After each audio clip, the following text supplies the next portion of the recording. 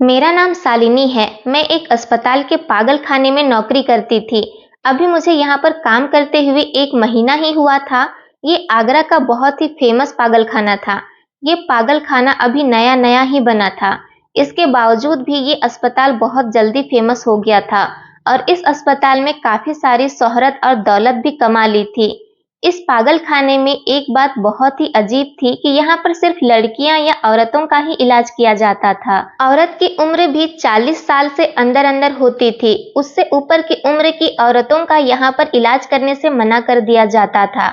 इस पागल खाने में हर धर्म की औरतें आती थी और कुछ गरीब औरतों का इलाज तो यहाँ पर मुफ्त में किया जाता था। इसलिए तो ज्यादातर लोग दूसरे अस्पतालों के पागल खाने के बजाय अपने यहाँ की बहू बेटियों का इलाज दिमागी तौर पर इस अस्पताल में करवाने के लिए ज्यादा अहमियत देते थे और यहाँ पर मरीजों का बहुत ज्यादा ख्याल भी रखा जाता था। इस अस्पताल में स्टाफ के लिए भी सिर्फ जवान लड़कियों को ही रखा गया था। यहाँ पर मर्दों का कोई काम नहीं था। यहाँ पर स्टाफ की सारी लड़कियों की अलग-अलग ड्यूटी थी जो हर हफ्ते में चेंज कर दी जाती थी। शुरू-शुरू में मेरी ड्यूटी इस पागल खाने के कमरे की साफ सफाई करने के लिए रखी गई थी। मुझे हर कमरे में जाकर वहां के झाड़ू लगाना होता था। एक दिन मैं अस्पताल के एक कमरे की सफाई कर रही थी, तभी अचानक मुझे जमीन पर पड़ा हुआ सफेद रंग का पत्थर मिला जो लगभग मुझे हर कमरे में मिला था, जिसे देखकर पहले तो मैं घबरा गई थी कि ये पत्थर यहाँ पर कैसे आए हैं। फिर मैंने सोचा कि शायद इन पत्थरों से ये पागल औरतें या लड़कियां खेलती होंगी और खेलते हुए इन लोगों ने इन सफेद पत्थर को जमीन पर फेंक दिया होगा। इसलिए मैंने इन सारे पत्थरों को इकट्ठा किया और फिर इन सारे सफेद रंग के पत्थरों को एक थैली में बांधकर डस्टबिन में फेंक दिया था, ताकि ये पागल औरतें इन पत्थर से एक दूसरे को कोई नुकसान न पहुंचा ले। इस अस्पताल में साफ सफाई का बहुत ज्यादा ख्याल रखा जाता था, इसलिए हर रोज यहाँ मरीज की बेडशीट चेंज की जाती थी, फर्श की सफाई लगाई जाती थी, झाड़ू पोछा भी दिन में कई कई बार कर दिया जाता था, ताकि जब मौजूद यहाँ पर लोग अपने पेशेंट से मिलने आए तो उन पर अच्छा असर पड़े। इसलिए फिर जब अगले दिन मैं दोबारा से मरीज के बेडशीट के नीचे कूड़ा निकाल रही थी तो फिर मुझे वही सफेद रंग के पत्थर नजर आए। इस बार फिर से मैंने इन पत्थरों को जमा करके डस्टबिन में फेंक दिया था, लेकिन अब तो हर दिन मुझे ये पत्थर मिलने लगे थे। अब मैं सोच में पड़ गई थी कि आखिर पत्थरों का यहाँ पर क्या काम है और इतने सारे पत्थरों के साथ यहाँ क्या किया जाता है। इन सारे पत्थरों को मैं खड़े होकर काफी देर तक गौर से देखती रही। फिर कुछ ही देर के बाद मैं अपनी दोस्त को बुलाकर लाई थी, जिसकी दोस्ती यहाँ आने के बाद मुझसे हो गई थी। वो लड़की बहुत ही अच्छी थी और उसका नाम मीनाक्षी था। वो मुझसे 2 महीने पहले से यहाँ पर नौकरी करती थी।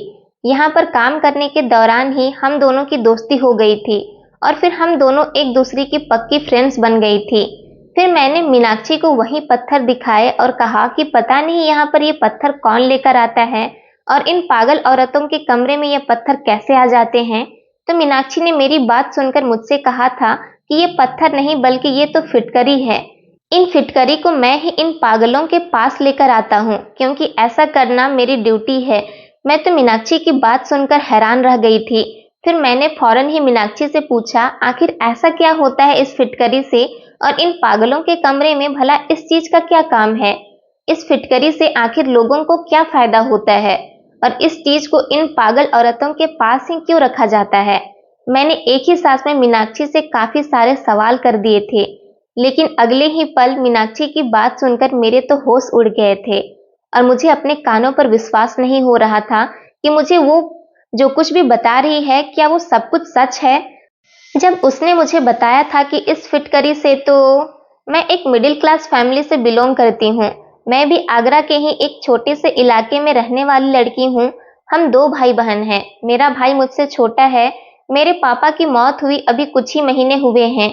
मेरे पिता के मर जाने से हमारी जिंदगी में कोई खास फर्क नहीं पड़ा था, बल्कि मेरे पापा के मर जाने से तो हमारी जिंदगी में बहुत सुकून आ गया था। कहते हैं ना कि हर पिता एक जैसा नहीं होता। लोगों के लिए पिता का साया होना बहुत जरूरी होता है, लेकिन शायद हम तो अपने पिता से अपना पीछा छुड़वाना चाहते थे, क्योंकि मेरा पिता एक बहुत जालिम आदमी था। मेरे पापा धूम्रपान करते थे और अपने सारे पैसे इस नशे में ही लुटा दिया करते थे। वो नशा करने के साथ साथ जुआ भी खेलते थे। जब भी मेरे पापा नशा करते और जुआ खेलकर हार जाते तो घर आकर हम दोनों भाई बहन के सामने मम्मी को बहुत ज्यादा मारते थे। उन पर अत्याचार करते थे और मम्मी से कहते थे कि मुझे पैसे दो, मैं जुआ हार गया हूँ। फिर जब मम्मी पापा से कहती थी कि मेरे पास पैसे नहीं है, मैं पैसे कहाँ से लाऊं? आप तो घर में खाने के लिए भी पैसे नहीं देते कि बेचारे बच्चे भूखे बैठे हुए हैं। अगर पैसे होते तो मैं सबसे पहले इन बच्चों का पेट भरती। ये बात सुनकर तो मेरे पापा मम्मी पर और भी ज्यादा गुस्सा होते थे और उन पर अत्याचार कर दिया करते थे। हम बहन भाई अभी छोटे थे, इसलिए जानने के बावजूद भी अपनी मम्मी के लिए कुछ नहीं कर पाते थे, बल्कि एक कोने में बैठकर अपनी मम्मी को पीटता हुआ खामोशी से देखते रहते थे और दोनों भाई बहन एक दूसरे के गले रखकर खूब रोते रहते थे। क्योंकि मैं अपने भाई से बड़ी थी, इसलिए मैं उसकी तसल्ली देती रहती थी और उसे चुप करवाने की पूरी कोशिश करती थी। लेकिन अब तो ये रोज का ही रूटीन बन गया था। जब भी पापा घर में आते तो खूब हंगामा करते थे। आसपास के लोगों को भी पता चल गया था कि मेरे पापा की आदत बहुत खराब है। जब मेरे पापा जुआ जीत जाते तो कई कई दिन घर नहीं आते थे, बल्कि नशा करके अपने दोस्तों के पास ही पड़े रहते थे और जुए में पैसे जीते होते थे उन सभी को खत्म कर देते थे। उन्हें हम मासूम बच्चों की कोई फिक्र नहीं थी। उन्होंने कभी हम बच्चों के बारे में सोचा ही नहीं था। उन्हें तो हमेशा अपने आप से ही मतलब होता था। मेरे पापा ने घर का सारा सामान तक बेच डाला था। मजबूरी में जाकर मम्मी को घर से बाहर निकलना पड़ा था, क्योंकि उन्हें अपने बच्चों का भी तो पेट पालना था। अगर हमें कुछ खाने के लिए नहीं मिलता तो हम लोग तो भूख से ही मर जाते। इसलिए मेरी मम्मी ने कदम उठाया कि वह लोगों के घरों में जाकर काम किया करेंगी। मेरी मम्मी ने लोगों के घरों में जाकर साफ सफाई का काम करना शुरू कर दिया था, जिसकी वजह से हमें 2 वक्त का खाना मिलने लगा था। मेरी मम्मी को जो सैलरी मिलती थी उससे वो घर का खर्च करती थी। घर की सारी जिम्मेदारी मेरी मम्मी के कंधों पर आ गई थी और पापा तो बड़ी बेफिक्री से अपनी जिंदगी गुजार रहे थे। मम्मी सुबह होते ही लोगों के घरों में काम करने के लिए चली जाती थी और मम्मी के काम पर चले जाने के बाद में अपने भाई को नाश्ता देती, फिर घर की साफ सफाई करती और खाना भी मैं ही पकाया करती थी, क्योंकि मेरी मम्मी ने मुझे कम उम्र में ही ये सब कुछ सिखा दिया था। पर मैं तो पढ़ना चाहती थी, मुझे पढ़ने की बहुत तमन्ना थी। मैं अपने छोटे भाई से पूरे 10 साल बड़ी थी। मेरे नाना नानी दोनों ही इस दुनिया से चले गए थे। उन दोनों की एक एक्सीडेंट में मौत हो गई थी। मेरी मम्मी एक अच्छी और खाते पीते घर में रहती थी। मेरे मम्मी के पापा काफी मेहनती और अच्छे इंसान थे, जिन्होंने अपनी मेहनत की कमाई से घर में हर फैसिलिटी मौजूद की हुई थी। मेरे नाना नानी के मौत के बाद मामा को मम्मी बोझ लगने लगी थी और उन्होंने जल्द ही अपने बोझ को अपने सर से उतार कर फेंक दिया था और मेरी मम्मी की शादी बिना कुछ सोचे समझे एक बिगड़े हुए इंसान के साथ कर दी थी। फिर मामा जी ने कभी भी पलटकर मम्मी को नहीं देखा था। उन्होंने कभी दोबारा पलटकर मेरी मम्मी की खबर तक नहीं ली थी कि वो अपने ससुराल में कैसे रहती है, कैसे नहीं, आखिर वो किस हाल में अपनी जिंदगी गुजार रही है। शायद कुछ भाइयों के लिए बहनें इस तरह से बोझ बन जाती हैं कि वो उनकी जिंदगियों को अपने हाथों से ही बर्बाद कर देते हैं। लेकिन कोई बात नहीं, दूसरों के साथ की हुई गलती एक न एक दिन अपने आगे भी जरूर आती है। शादी के 1 साल बाद ही मैं पैदा हो गई थी, लेकिन फिर मेरे पैदा होने के बाद जब भी मम्मी प्रेग्नेंट होती तो पापा मम्मी को नशे की हालत में बहुत ज्यादा मारते थे, जिसकी वजह से मम्मी की प्रेगनेंसी खत्म हो जाती थी। और फिर इस तरह से पूरे शादी के 9 साल बाद मेरा भाई पैदा हुआ था। मेरे भाई का नाम राहुल था। राहुल के पैदा होने पर मेरे पापा को कोई खास खुशी नहीं हुई थी, लेकिन मेरे भाई के जन्म पर मैं और मेरी मम्मी बहुत खुश हुए थे, क्योंकि मेरी मम्मी का कहना था कि तुम्हारा भाई ही अब हमारी किस्मत को पलटेगा। ये बड़ा होकर जब अपनी माँ के लिए पैसा कमाएगा तो हमारी सारी परेशानियों को दूर कर देगा। मेरे भाई के जन्म के बाद मम्मी ने पापा के मना करने के बाद भी मेरा एक सरकारी स्कूल में एडमिशन करवा दिया था, क्योंकि मेरी ख्वाहिश थी कि मैं पढ़ूं। यहाँ पर फीस बहुत ही मामूली सी थी और कोर्स वगैरह भी फ्री में मिल जाता था।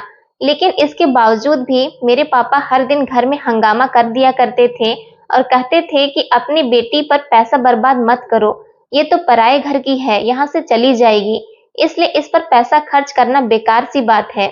मेरे पापा का कहना था, जो पैसे तुम अपनी बेटी पर लगाते हो, अगर वो पैसे मुझे दे दोगी तो कुछ सारे पैसे शाम तक डबल हो जाएंगे और डबल करके मैं तुम्हें लाकर दे दूंगा। मम्मी तो बस पापा की बात सुनकर अफसोस की वजह से ही हिलकर रह जाती थी। वो बेचारी कुछ नहीं कर सकती थी। मैं अपने पापा के इतने हंगामा करने की वजह से भी सिर्फ 5th क्लास तक पढ़ी थी, क्योंकि जब एक दिन स्कूल से घर वापस आई थी तो उस दिन भी पापा ने मम्मी को रूटीन के मुताबिक बहुत मारा था। न जाने क्यों उस दिन मुझे अपनी मम्मी को इस हालत में देखकर कुछ भी बर्दाश्त नहीं हो रहा था। मेरे पापा मेरे वजह से मेरी मम्मी को बुरी तरह से मार रहे थे। मुझे अपने पापा पर बहुत गुस्सा आ गया था। उन्होंने मम्मी को मारने के लिए हाथ में डंडा उठा लिया था। मैं जल्दी से पापा के सामने जाकर खड़ी हो गई और अपनी मम्मी के लिए स्टैंड लिया। मैं अपने पापा के हाथ से डंडा छीन लिया और कहा कि अगर आपने मम्मी को मारने की कोशिश की तो मैं सारे गांव में चीख चीख कर सबको बता दूंगी कि आप मेरी माँ को जान से मारने की कोशिश कर रहे हो। फिर उसके बाद सारे गांव वाले आपकी बेइज्जती करेंगे और अगर फिर भी आप नहीं समझेंगे तो मैं पुलिस में जाकर आपकी रिपोर्ट लिखवा दूंगी, क्योंकि स्कूल में हमें जुल्म के खिलाफ आवाज उठाने के बारे में सिखाया जाता था। हमें स्कूल में बताया गया था कि जुल्म को खामोशी से मत सहो और उसको बर्दाश्त मत करो। अगर जुल्म हद से बढ़ जाए तो तुम्हारे लिए उस पर आवाज उठाना बहुत जरूरी है।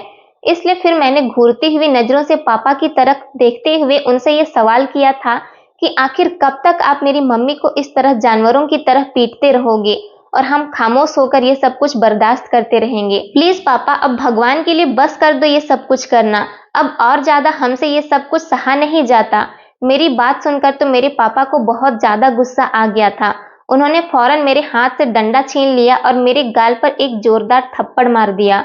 मैं एक कमजोर बच्ची थी, इसलिए मैं थप्पड़ लगने के बाद दूर जाकर जमीन पर मुंह के बल गिर गई थी। फिर मेरी मम्मी ने भागते हुए मेरे पास आई और मुझे गले से लगाकर खूब रोने लगी थी। पापा ने तो सारा घर सर पर उठा लिया था और सिखाते हुए मुझसे कह रहे थे कि अब तेरी इतनी हिम्मत हो गई कि तू अपने पिता के मुकाबला करने पर उतर आई है। फिर पापा ने बैग में से मेरी बुक्स निकाली थी और उनको फाड़कर आग लगा दी थी। पापा एक बार फिर से मम्मी पर चिल्लाने लगे थे। उन्होंने मम्मी से कहा कि इसी दिन के लिए इसे स्कूल में भेजा था कि ये एक दिन अपने पिता के सामने खड़ी होकर मेरी आंखों में आंखें डालकर मुझसे बदतमीजी करेगी। फिर पापा ने मम्मी से कहा था कि देख सविता, अब अगर मैंने इसे दोबारा स्कूल जाते हुए देख लिया ना तो मैं तुझे उसी वक्त हाथ पकड़कर अपने घर से बाहर निकाल फेंकूंगा और साथ में तेरे दोनों बच्चों को भी। फिर तू बेसहारा हो जाएगी, सोच लेना। ये सब कहने के बाद मेरे पिता घर में नहीं रुके थे। वो तेजी से निकलकर घर से बाहर चले गए थे। पापा के जाते ही मम्मी ने नाराजगी से मेरी तरफ देखते हुए मुझसे पूछा कि भला तुझे क्या जरूरत पड़ी थी कि तू अपने पिता से इस तरीके से बात करे। मैंने भी अपने आंसू साफ करते हुए मम्मी से कहा था कि मैंने कौन सा कोई गलत बात कह दी थी जो उनको इतना गुस्सा आ गया था। मैंने तो हालात से तंग आकर आपकी साइड लेकर ही बात की थी। फिर मैंने मुंह बनाते हुए मम्मी से कहा था कि अच्छा ही होता वो हमें घर से बाहर निकाल देते, कम से कम हमारी जिंदगी में भी थोड़ा सा सुकून आ जाता और हम सबको ही इस परेशानी भरी जिंदगी से छुटकारा मिल जाना था। मेरी बात सुनकर मेरी मम्मी को बहुत ज्यादा गुस्सा आ गया था और वो मुझसे कहने लगी थी कि खबरदार, दोबारा कभी भी ऐसी बात मजाक में भी अपने मुंह से मत निकालना। तुम खुद दिमाग लगाकर सोचो कि अगर तुम्हारे पापा ने कोई भी ऐसा कदम उठा लिया तो हम लोग कहाँ जाएंगे। हमारे सर पर एक ही तो छत है। तुम जानती हो कि हमारा इस दुनिया में कोई भी ठिकाना नहीं है। ये एक ही छत है और हम इससे भी हाथ धो बैठेंगे तो फिर हम कहाँ जाएंगे। फिर सड़कों पर धक्के खाने के अलावे हमारे पास कोई और चारा नहीं होगा। पहले ही हम 2 वक्त की रोटी बड़ी मुश्किल के साथ खाते हैं, फिर हम अपने रहने का इंतजाम कैसे करेंगे। फिर मम्मी कहने लगी, वैसे भी इस जालिम दुनिया में एक मर्द के सहारे की बहुत जरूरत होती है। मुझे मम्मी की बातों से कुछ समझ नहीं आ रही थी, जबकि मैं तो ये समझती थी कि दुनिया जालिम नहीं है, जालिम तो मेरा पिता है। अपनी पत्नी और बच्चों पर तरह तरह से अत्याचार करता है। उस दिन के बाद मैं कभी स्कूल नहीं गई थी। बस अब तो मेरी मम्मी मेरी शादी करवा देना चाहती थी। मेरी मम्मी चाहती थी कि उनकी दोस्त के बेटे के साथ मेरी शादी हो जाए। मेरी मम्मी की दोस्त भी कुछ ज्यादा अमीर नहीं थी। उनका इकलौता बेटा था और मेहनत मजदूरी करके अपना घर चला रहा था। मेरी मम्मी इस रिश्ते से बहुत खुश थी। घर के हालात देखकर मम्मी ने मेरी शादी जल्दी करने का फैसला कर लिया था, क्योंकि मम्मी को हमेशा बस एक ही डर लगा रहता था कि कहीं पापा किसी दिन जुए में अपनी बेटी को ही न हार जाएं। तो इसलिए मम्मी ने बिना देर किए ही अपनी सहेली से उनके बेटे के रिश्ते के लिए मेरी बात की। मेरी मम्मी की दोस्त ने कहा था कि तुम्हारी बेटी बहुत अच्छी है और सुंदर है। उन्हें इस रिश्ते से कोई ऐतराज नहीं था। वो खुश हुई थी और उन्होंने कहा था कि मैं भी यही चाहती हूँ कि जल्द से जल्द शादी हो जाए। उन्होंने मेरी मम्मी से कहा कि आप परेशान मत हो, मैं जल्दी ही आपकी बेटी को अपने घर की दुल्हन बनाकर ले आऊंगी। उन्होंने मेरी मम्मी से कहा, सविता, मेरी कोई बेटी नहीं है, मैं तुम्हारी बेटी को अपनी बेटी बनाकर रखूंगी। उन्होंने कहा, सविता, अब मैं तुम्हें क्या बताऊं कि मेरी भी यही चाहत थी कि तुम्हारी बेटी शालिनी मेरे बेटे की पत्नी बन जाए, और तुमने आज ये रिश्ता मांगकर मेरे दिल की ख्वाहिश को पूरा कर दिया। उन्होंने कहा, अब मैं इस शादी में बिल्कुल भी देर नहीं करूंगी, क्योंकि मेरा बेटा तो सुबह ही काम पर चला जाता है और मैं सारा दिन घर में अकेली रहती हूँ। मेरी मम्मी ने मेरी होने वाली सास से दहेज के बारे में पहले ही बात कर ली थी कि मैं बहुत गरीब हूँ, तुम जानती हो कि मैं तुम्हें दहेज में ज्यादा कुछ नहीं दे सकती। मेरी मम्मी की सहेली ने कहा था कि मैं जानती हूँ तुम्हारे घर के हालात ठीक नहीं है, मैं तुमसे दहेज ही नहीं लूंगी, लेकिन मेरी एक ख्वाहिश है जिसे तुम्हें पूरी करनी होगी। मैं चाहती हूँ कि तुम मेरे बेटे को अपनी बेटी के साथ एक कार भी लेकर दो।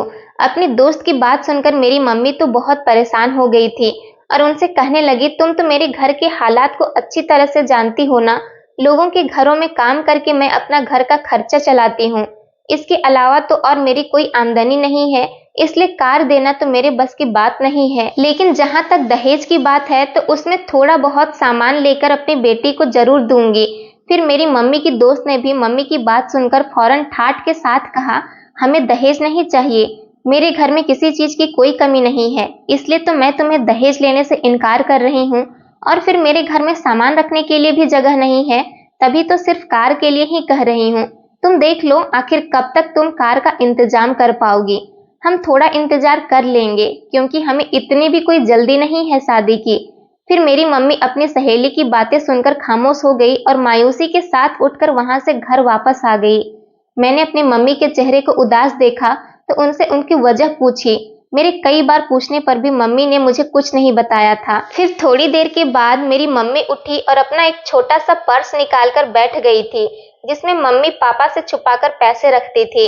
क्योंकि पापा घर पर नहीं थे, इसलिए वो बेफिक्री के साथ पैसे गिनने लग गई थी। मैं बचपन से ही मम्मी को देखती आ रही थी कि हर महीने के आखिरी में जब उनको सैलरी मिलती थी तो वो उन पैसों को 2 हिस्से में डिवाइड कर लेती थी, और फिर आधे पैसे से मम्मी घर में राशन भर देती थी और आधे पैसे हमेशा इस पर्स में छुपा कर रख देती थी। और फिर पापा के इतने करने के बावजूद भी मम्मी ने पापा को कभी भी इन पैसों के बारे में नहीं बताया था। आज जब मैंने उन्हें इतने सालों के बाद इन पैसों को बड़ी ही आस के साथ गिनते हुए देखा तो मैंने मम्मी से पूछ लिया था कि मम्मी, आपने आखिर इन पैसों को क्यों जमा किया है? तो मम्मी मुझे मुस्कुराकर देखने लगी और फिर उन्होंने मुझे बताया कि बेटी, ये पैसे मैं थोड़े थोड़े करके तुम्हारी शादी के लिए जमा कर रही थी, ताकि जब भी तुम्हारी शादी हो तो ये पैसे हमारे कुछ काम आ सके। लेकिन इन पैसों को गिनकर मम्मी बड़े ही मायूस हो गई, क्योंकि ये पैसे तो इतने सालों से जमा करने के बावजूद भी सिर्फ 20,000 रुपए ही निकले थे। मैं मम्मी को इस तरह मायूस देखकर बहुत परेशान हो गई थी, तो इसलिए मैंने मम्मी से फौरन ही पूछ लिया कि क्या हुआ आपको, आप नाराज क्यों हो गई? तो फिर मम्मी ने मुझे बताया कि बेटी, मैं आज तुम्हारे रिश्ते की बात करने अपने सहेली के घर गई थी। उन्होंने रिश्ता तो पक्का कर दिया है, लेकिन उन्होंने मुझसे कहा है कि उन्हें हमसे दहेज में कुछ नहीं चाहिए, बस अपने बेटे के लिए एक बड़ी सी कार चाहिए। और आज के इस महंगाई के दौर में मैं साइकिल तक खरीद नहीं सकती, तो फिर कार कहाँ से खरीदूंगी? जबकि हमारे पास तो सिर्फ यही 20,000 रुपए हैं। इन पैसों में मैं शायद तुम्हारी शादी भी नहीं कर सकती। रिश्ता बहुत अच्छा है, मैं इस रिश्ते को भी अपने हाथ से नहीं जाने देना चाहती। मैंने मम्मी से कहा कि आपकी दोस्त ने इस तरह की बातें क्यों की, जबकि वो अच्छी तरह से जानती है कि हम लोग कितने गरीब हैं।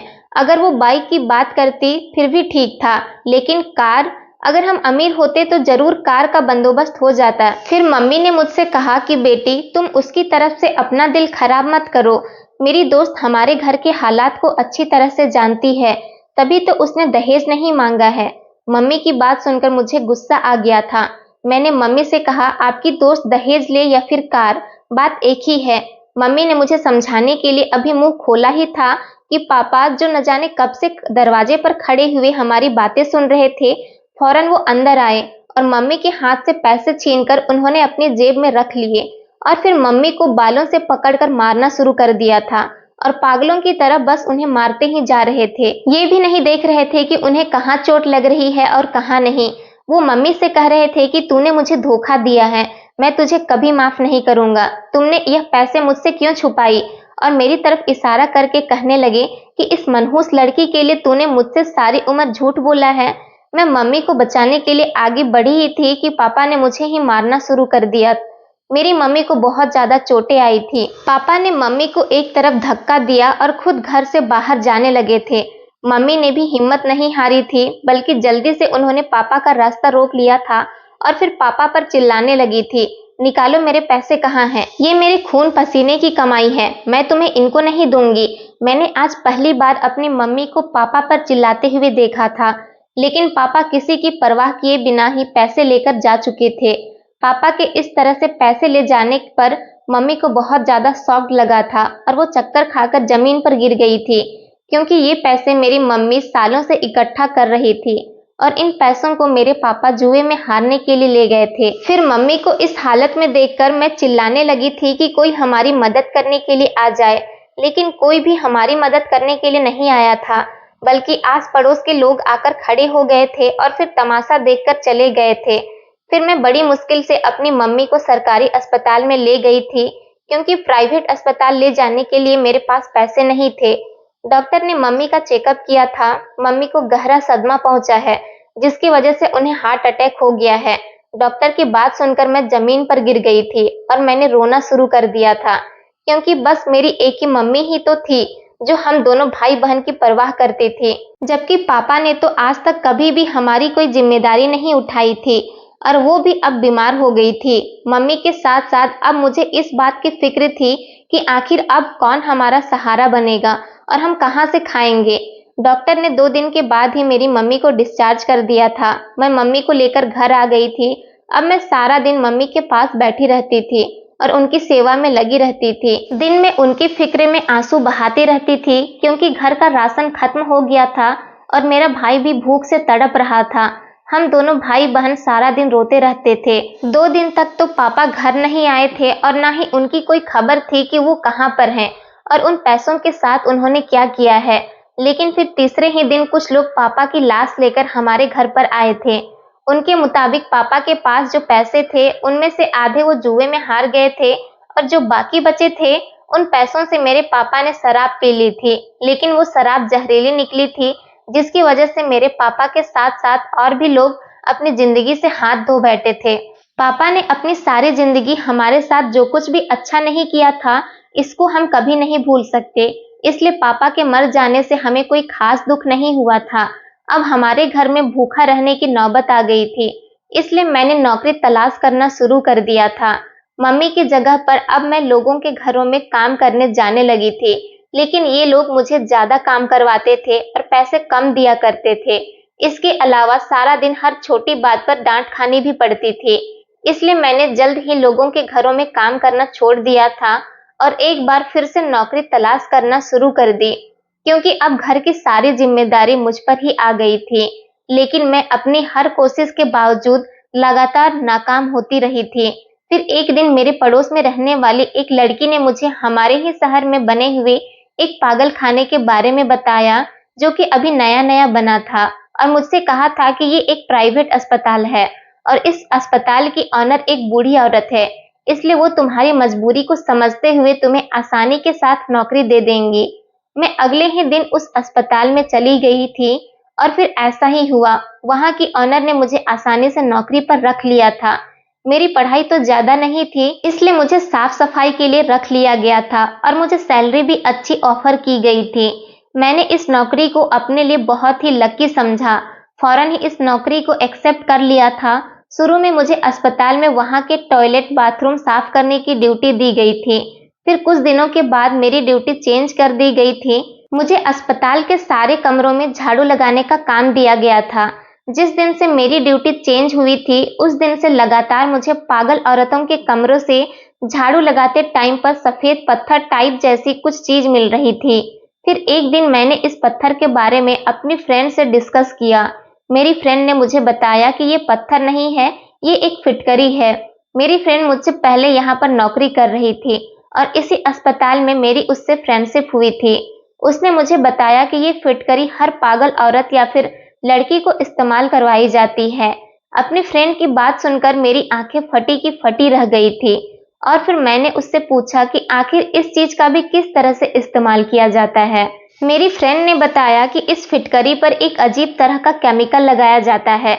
फिटकरी की वजह से इस केमिकल का असर फिटकरी पर लगते ही कम हो जाता है, जिसकी वजह से ये जानलेवा नहीं बनती है। लेकिन अगर इस केमिकल को फिटकरी पर लगाने की बजाय डायरेक्ट इस्तेमाल किया जाए या फिर किसी और तरीके से, तो उसे इंसान की मौके पर ही मौत हो सकती है। अपनी फ्रेंड की बातें सुनकर मुझे अपने कानों पर विश्वास नहीं हो रहा था। मैंने उससे पूछा कि आखिर इस तरह के जहरीली केमिकल को इस्तेमाल करने की वजह क्या है। उसने बताया कि इस केमिकल से हर पागल औरत या लड़की को बेहोश किया जाता है। उसके बाद इन लोगों से जो कुछ कहा जाए वो वैसा ही करती है, क्योंकि ये अपना होश खो बैठती हैं।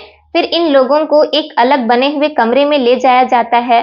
फिर वहां पर इन सब का एक खास तरीके से मेकअप किया जाता है और उन्हें अच्छे अच्छे टाइप के कपड़े पहनाए जाते हैं ताकि ये लोग खूबसूरत लग सके।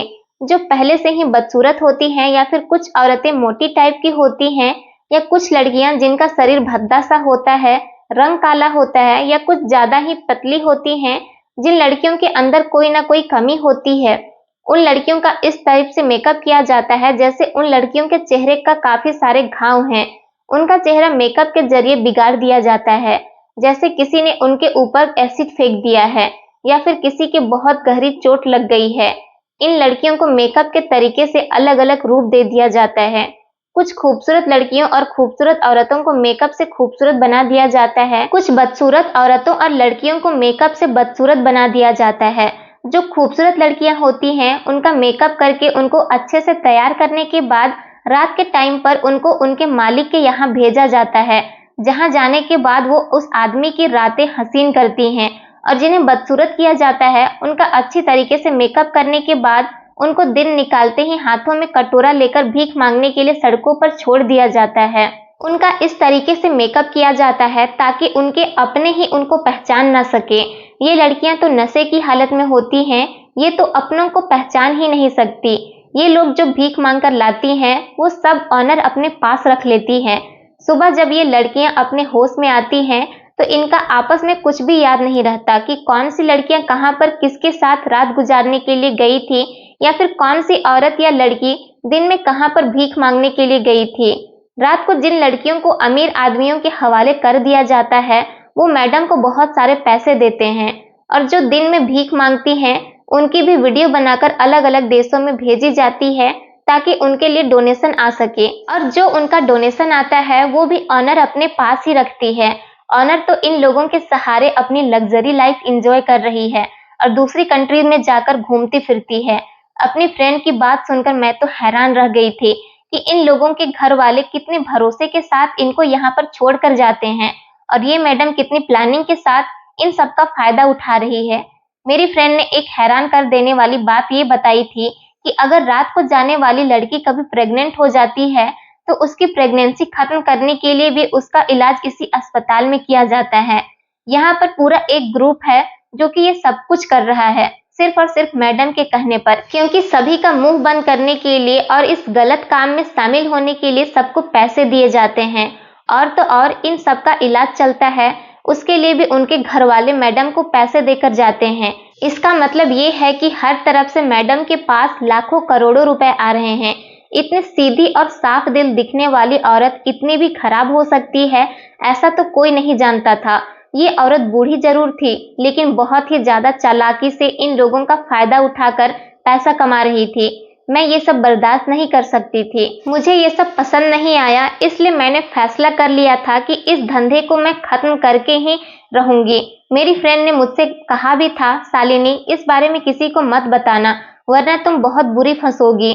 मुझे फंसने का कोई डर नहीं था, मैं चाहती थी कि इन लोगों की सच्चाई सबके सामने आ जाए, लेकिन मुझे डर इस बात का था कि अगर किसी ने मेरी बात पर यकीन नहीं किया तो मेरा क्या होगा। मैं तो खुद गरीब हूँ, यहाँ पर नौकरी करने के लिए आई हूँ, लेकिन मैं औरतों की ऐसी हालत को नहीं देख सकती थी। इन औरतों के साथ बहुत बड़ा धोखा किया जा रहा था। जब ये सब लोग होश में होती थी तो नॉर्मल तरीके से बात करती थी। इन लोगों को पता ही नहीं होता था कि उनके साथ क्या किया जा रहा है। मैंने बड़ी हिम्मत की और पुलिस को जाकर सब कुछ बता दिया। पुलिस भी सबूत मांगती है, लेकिन मैंने पुलिस वालों को यकीन दिलाया था कि आप लोगों की मदद जरूर करूंगी। पुलिस वालों ने कहा कि आप हमारी किस तरह से मदद कर सकती हो। मैंने उनको तरीका बता दिया था। फिर हमें इस प्लान के हिसाब से चलना था। पुलिस वालों ने अपनी ही एक लेडी कांस्टेबल को पागल बनाकर उसको उसी पागल खाने में भर्ती करने के लिए भेज दिया था। वो जो पुलिस कांस्टेबल थी वो बहुत ज्यादा खूबसूरत थी। वो जानती थी कि कभी भी उनकी फिटकरी बहाने से दी जा सकती है, क्योंकि सबको लगता था कि वो पागल है, लेकिन वो तो नॉर्मल थी। जब उन्हें रात के टाइम पर फिटकरी सूंघने के लिए दी जा रही थी, तब उन्होंने अपनी नाक में पहले से ही रुई ठूसी हुई थी। डॉक्टर को दिखाने के लिए उन्होंने सांस नहीं ली थी और अपनी नाक के आगे फिटकरी को लगा लिया था। सबके सामने पुलिस कांस्टेबल नेहा ने यही रिएक्ट किया जैसे उनकी हालत बेसुध हो गई है और वो अपने होश खो बैठी है। मैं नेहा का साथ दे रही थी और अब नेहा के आगे भी सब कुछ खुलकर आ गया था, इसलिए मुझे नेहा को मेकअप रूम में ले जाने के लिए कहा गया। मैं नेहा को मेकअप रूम में लेकर गई थी। नेहा के कपड़ों में एक कैमरा लगा हुआ था, जिससे पुलिस सब कुछ कवर कर रही थी। जब नेहा का मेकअप किया गया और उन औरतों का भी वहीं पर मेकअप किया जा रहा था जिन्हें भीख मांगने के लिए सुबह ले जाना था। नेहा पूरी तरह से तैयार हो गई थी और फिर उन्हें उसी आदमी के हवाले कर दिया गया जिसने उन्हें खरीदा था। नेहा को उस आदमी के गाड़ी में बिठाया ही जा रहा था। इतनी देर में पुलिस आ गई और पुलिस ने पूरे अस्पताल को चारों तरफ से घेर लिया और वहां पर जितने भी लोग इस काम में शामिल थे उन सबको अरेस्ट कर लिया। मैडम तो उस टाइम अस्पताल में नहीं थी, वो अपने घर पर थी। पुलिस ने उन लोगों को सबसे पहले अरेस्ट कर लिया, उसके बाद मैडम के घर पर भी छापा मार लिया और उनको सबूत के साथ अरेस्ट कर लिया गया। जब वहां के स्टाफ की पिटाई लगी, जो लोग उनके साथ मिले हुए थे उन्होंने सारी सच्चाई खुलकर बता दी। मैडम को पता ही नहीं चल सका कि उनकी सच्चाई किसने खोली है। सभी लोगों को अरेस्ट कर लिया गया था और सारे मीडिया में ये बात फैल गई। पूरे शहर में इस अस्पताल को बदनाम कर दिया गया था और कोर्ट का फैसला आया था कि इस अस्पताल को पूरी तरह से बंद कर दिया जाए। वहां की जितनी भी औरतें और लड़कियां थीं जिनके साथ इलाज के नाम पर यह सब कुछ हो रहा था, उनके घर वालों को उनके नुकसान के लिए मुआवजा भी दिया गया था। ऐसा इसलिए क्योंकि वो सब दिमागी तौर पर डिप्रेस्ड थी और उनको ठीक करने के लिए ही तो उनके घर वाले इस अस्पताल में छोड़ गए थे, लेकिन यहाँ तो उनके साथ धोखा किया जा रहा था और घर वाले के पैसे काफी हद तक अपने पेशेंट को ठीक करने की वजह से जाया चुके थे। यहाँ तक कि जब लोगों को ये बात पता चली कि ये सब कुछ मेरी वजह से हुआ है, तो सरकार ने मुझे भी 50 लाख रुपए दिए थे मेरी बहादुरी पर, और पुलिस को ये सब कुछ सच बताने पर मेरी इस बहादुरी से सब लोग बहुत खुश हुए थे। मेरी माँ भी मेरी इस बहादुरी पर बहुत खुश हुई थी। उन पैसों से मैंने अपनी मम्मी के साथ मिलकर काम शुरू कर दिया था और हमारे घर के हालात भी बहुत सुधर गए थे। उन पैसों से मैंने अपना एक अलग कपड़े बेचने का काम शुरू कर दिया था और एक बहुत बड़ा शोरूम खोला था। मुझे अब मम्मी की सहेली के बेटे से शादी करने की भी जरूरत नहीं थी, क्योंकि अब मैं पैसे कमाना चाहती थी, इसलिए मेरा मम्मी ने उससे रिश्ता करने से इनकार कर दिया। अब मैं मम्मी और भाई के साथ इस दुकान पर बैठकर बहुत अच्छी जिंदगी गुजार रही हूँ। ये मेरे सच बोलने का नतीजा है और मेरी हिम्मत दिखाने का। मैं आप लोगों से यही रिक्वेस्ट करती हूँ, अगर कहीं गलत हो रहा है तो उसके खिलाफ आवाज उठाइए और ऐसे लाचार लोगों की मदद कीजिए जिन्हें मदद की जरूरत है। दोस्तों, उम्मीद करती हूँ आपको हमारी कहानी पसंद आई होगी। कहानी पसंद आई है तो वीडियो को लाइक करें, चैनल पर नए हैं तो चैनल को सब्सक्राइब करें और हाँ, नोटिफिकेशन बेल को जरूर दबाएं ताकि अगली अपडेट सबसे पहले आपको मिले। धन्यवाद दोस्तों।